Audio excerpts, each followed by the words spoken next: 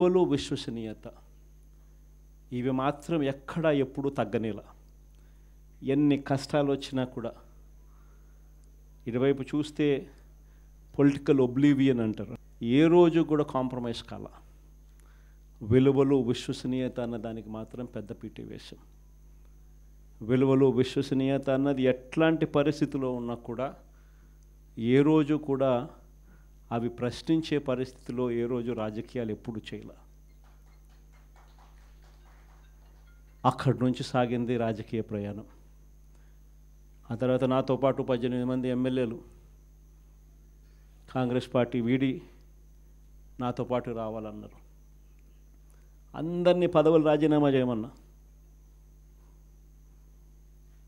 Rajamohan Reddy MP నాతో పాటే వస్తానన్నాడు. అన్న రాజీనామా చేయన్న. రాజీనామా చేశాడు.